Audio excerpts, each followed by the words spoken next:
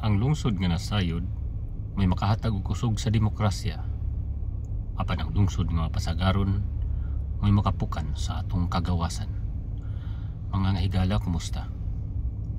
Ining adlaw atong sugdan ang atong vlog pinaagi sa usa sa mga sikat nga panultihon diha sa mga mamamahayag sa Pilipinas, kanhi Ruben Canoy, Attorney Ruben Canoy. Manukad ta pinaagi sa iyang mga giingon nga ang lungsod nga nasayod, meaning kita, ikaw ug ako nga nasayod sa kamatuoran, mo'y makahatag og kusog sa demokrasya. Niini nga bahin, unsa ba ang atong gikinahanglan nga masayran? Isip mga ordinaryong Pilipino, unsa ba ang angayan nato nga makatunan sa mga panghitabo? Again, dili nato ginapunto diri nga kita mga abogado, mga eksperto.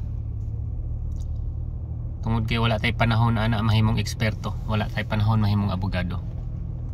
Pero aduna tay panahon kanunay nga masayod, makialam ug mahimong kabahin sa mga panghitabo nining atong nasud karon, labi na diha sa Pilipinas. Kamo nga naa sa Pilipinas.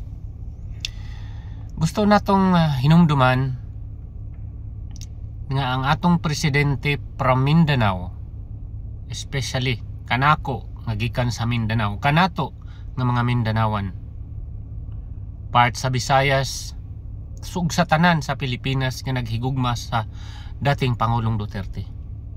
Ingon ani ba itrato sa atong gobyerno karon ang atong pinakaunang Mindanawan nga presidente? Ing ani ba ta gibudol sa mga nasa gobyerno karon? Una, kana si Marcos, kana si Marbil, kana si Tory, Rimulya brothers, kana sila ang kanunay na naa sa pamantalaan nga naghisgot bahin sa ICC, bahin sa kaso kuno sa atong dating Pangulong Duterte.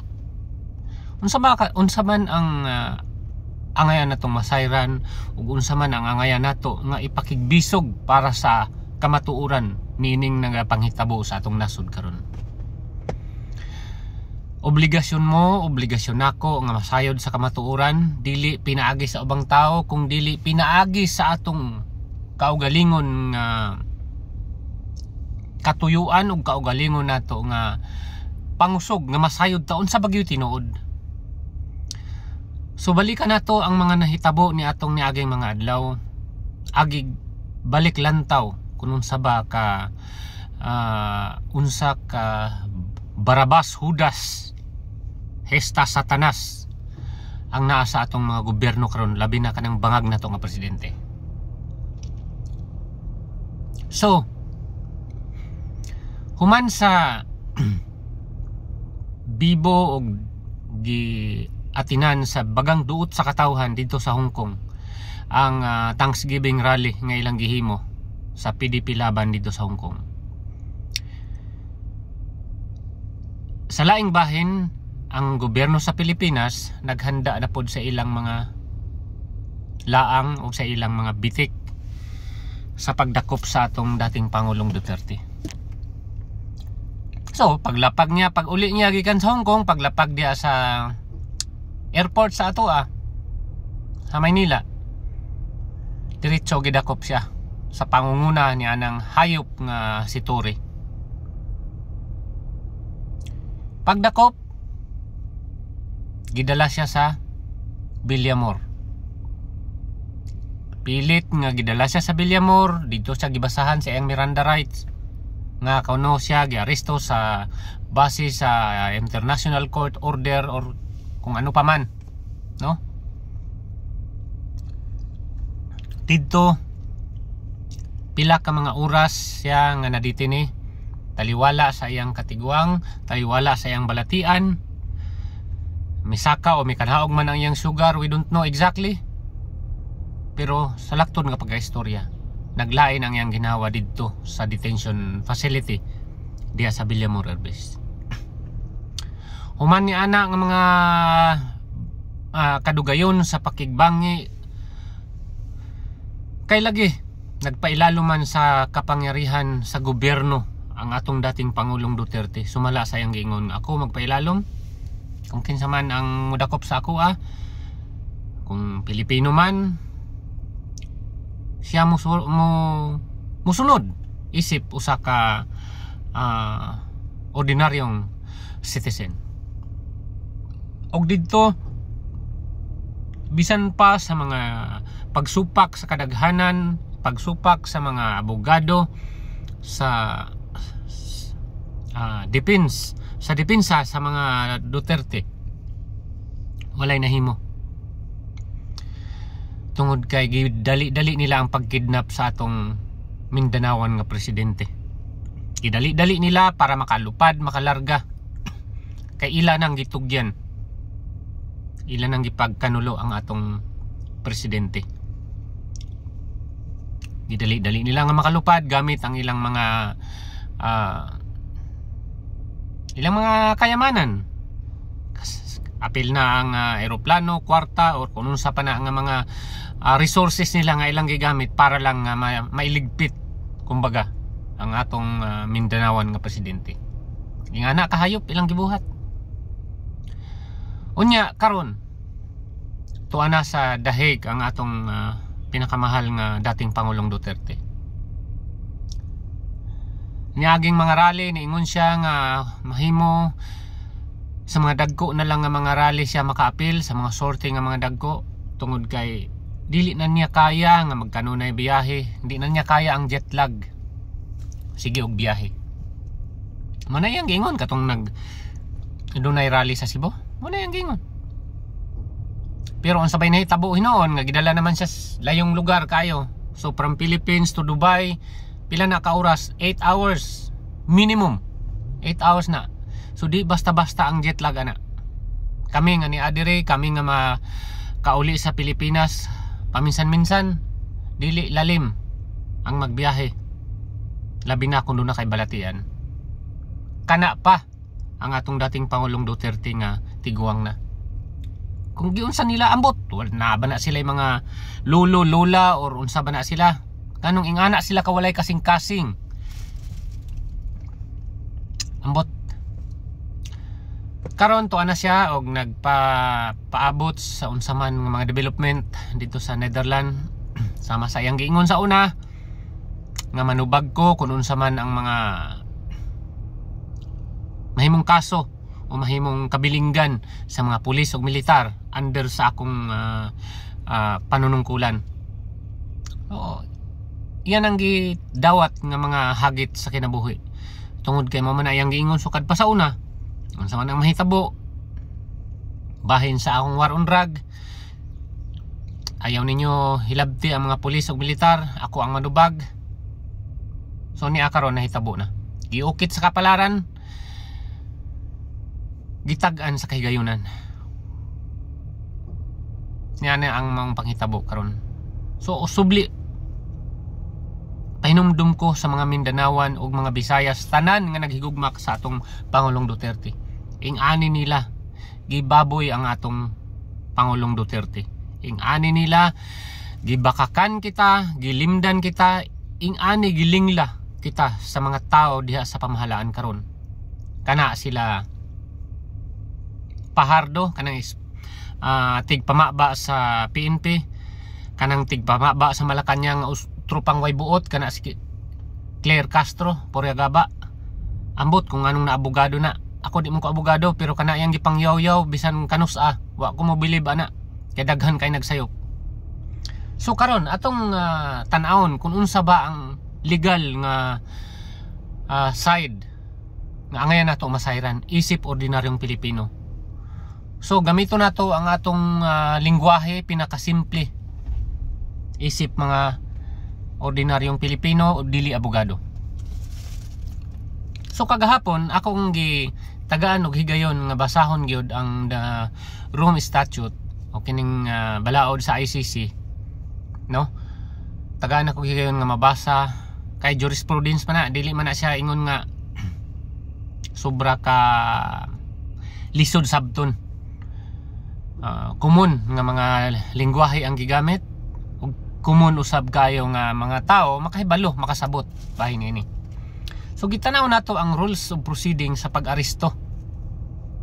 Kaya mo man lagi na ang akong nadunggan.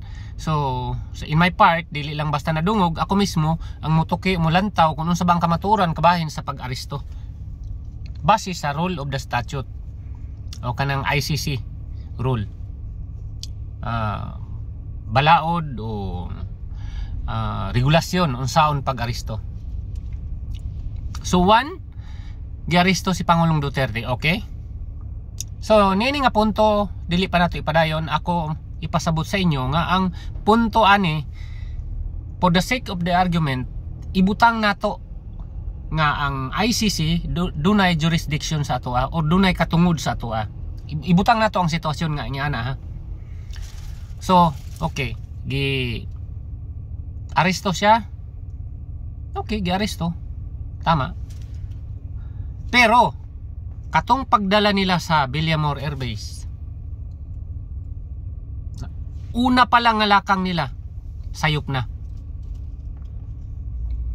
Base sa international law of the rule of the statute, kapag aresto nimo insigida ura mismo dadun nimo siya sa competent court sa host country. Asa siya na-aresto? Sa Pilipinas. Meaning to say, sa Pilipinas siya dalon sa pinaka-competent. Say competent, takos nga hukuman, no? Dapat sa pag-aresto sa iya ha, gidala siya sa takos nga hukuman. Asa man siya giaresto? Sa Pasay. O let's say sa Pasay siya gidala nga hukuman o nga korte or sa Quezon City or kung saan man, pero diha sa Pilipinas as a host country. Mo na number 1 rule. Number 2 rule, dalon siya nimo sa korte. Anong gidala man siya sa Villamor Air Base? Ngano? Villamor Air Base na karon ang korte? Diba? Dito pa lang sayop na. Attention, PNP, AFP. Doon na tayo mga kaigsuunan, higala. Doon na tayo pagumangkon nga naa sa PNP, da sa militar. Igna na inyong mga kakaigsuunan, mga kaigagawan, kaparintihan. Giloko na mo sa inyong gobyerno, sa inyong presidente. Gipasunod na mo sa mga sayop, sunod lang gihapon mo. Abi ba na ko namo nga kamo loyal sa atong konstitusyon. Pero asa man mo na loyal karon? Dili na sa law of the land, kundi sa law of men. Sa balaod na ni Marcos, kamo ni sunod? No. Nganong gidala siya sa Villamor Air Base? Nga dapat dalun siya insigida sa korte. Og dito sa korte, rule number 3, iharap niya ang iyang kaugalingon og sutaon sa korte kung doon na ba'y uangayan ba siya nga ihan over o itugyan ngadto sa ICC. Lokal nga korte mo identify nga kinahanglan ba siya itugyan ngadto sa ICC. Og the same time, pwede siya makahain o pwede siya nga moapila sa iyang pansamantala nga kalayaan. Pending nga sa iyang pag-surrender. So meaning to say, pwede siya nga moapila nga makagawas usa, pero mag hatag og mga kasulatan nga ready siya mo surrender anytime kung kinahanglanon gyud. Kana pa lang duha, di na nato patason. Kana pa lang nga duha ka mga punto, sayop na ang gihimo. Karon, ing-ani ba ang atong sundon mga AFP? Kamo nga naa sa militar karon, mga general, mao ba na ang inyong giiskwilahan sa PMA? Mao ba na ang inyong giiskwilahan diha sa mga institusyon sa pagkapulis? mga eskwelahan sa pagkapulis para musunod lang ni anang sayop na nga mga gipang dikta sa naa sa gobyerno karon. Saludo ta sa uban ng mga pulis nga nag-resign na lang mintras intact pa ang ilang dignity. Tungod kay sila nahimong gigamit sa mga politiko, nahimong gigamit sa gobyernong way buot para lang i-persecute ang dating Pangulong Duterte. Remember, ang loyalty sa pulis ug sa militar dapat naa sa Konstitusyon, 1987 Philippine Constitution. Karon, ang jurisprudence balaod sa Pilipinas or balaod sa ubang bansa nga common nga gi-accept nga balaod, gitawag nila jurisprudence. Simple, balaod nga giunor sa matag korte, sa matag abogado, bisan asa ka nga nasod. Kumon, dili na siya lisod-lisoron pagsabot. Sayon ra na sabton, tinambanon pa nato pag istorya. Pero nganong wala nila masunod. Daghan nagpadayag diya sa Pilipinas, mga law den kuno, mga abogado, eksperto, analyst, political analyst, kung unsa pa.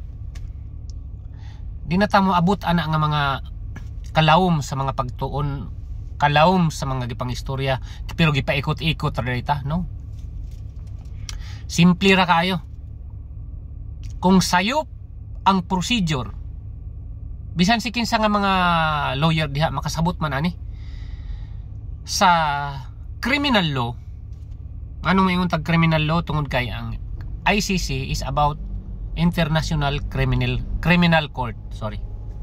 So, ang criminal law, importante nga masunod ang procedure, importante nga walay palpak sa procedure sa pag-serve sa warrant, sa pag-arrest. Mo na giingon nila sa mga abogado ug sa mga nag-eskwela diha sa pagka-abogado nga ang the fruit of poisonous tree is null and void.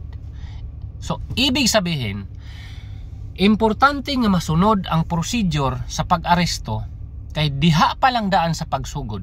Kinahanglan na maprotektahan ang katungod sa akusado, katungod sa suspitsado, tungod kay maunay pinakauna nga gitan-aw o gilantaw sa mga nagpatupad sa batas o sa pag-aresto. Dapat ngano, bisan diya sa Pilipinas, tanan procedure, for example, ako makasuhan, doon ako'y kaso, o akong kaso, konbiktado ko, gipa-aresto ko, okay? Pero ang rule sa pag-aresto, ang procedure sa pag-aresto, wala masunod ang standard. Bisan pag konbiktado ko, for example, mahimong madismiss ang kaso tungod sa mali-mali nga mga procedure nga wala masunod. Ingana ang criminal law ngaron wala na masunod diha sa pag-aresto sa atong Tatay Digong. Munay subo palandungon nga ingana nila gibaboy ang atong presidente from Mindanao, ang atong vice presidente from Mindanao, ingana nila gipanamastamasan kining mga hudas sa gobyerno karon. Nga unta bisan sampot nila ni Digong gustong tilapan yan ng mga hayop na nasa pamahalaan karon, labi na kana si Marcos, para lang nga i-endorso sila o suportahan sila ni Tatay Digong ni atong niaging eleksyon. Pero karon ana na lang kapaling-paling, ana na lang kamaluibon.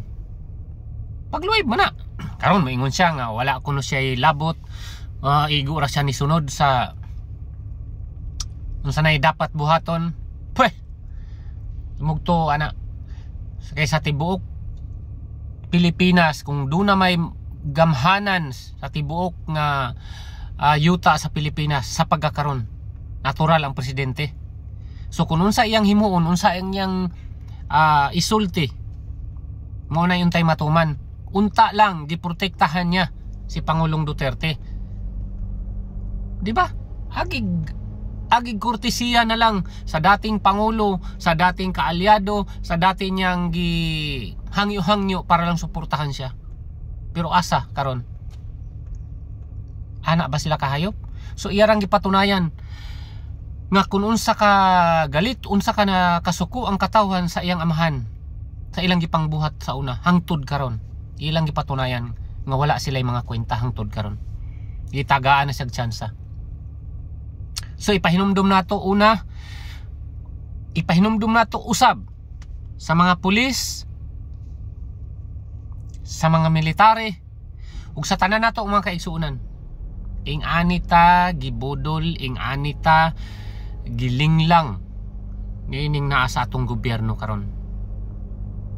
Panahon na nga mutingog ta, panahon na nga mag-involve ta, malambigi ta sa matag butang, sa matag kalihukan nga dunay kinalaman ang kaugmaon sa atong mga anak, dili lang sa atong mga anak, sa atong mga apo ug sa umaabot nga henerasyon.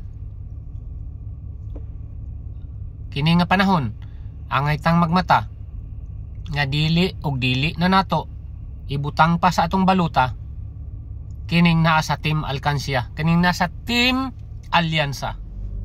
Ibasura nato na tanan, straight ang buto nato para sa kaugmaon sa Pilipinas, PDP.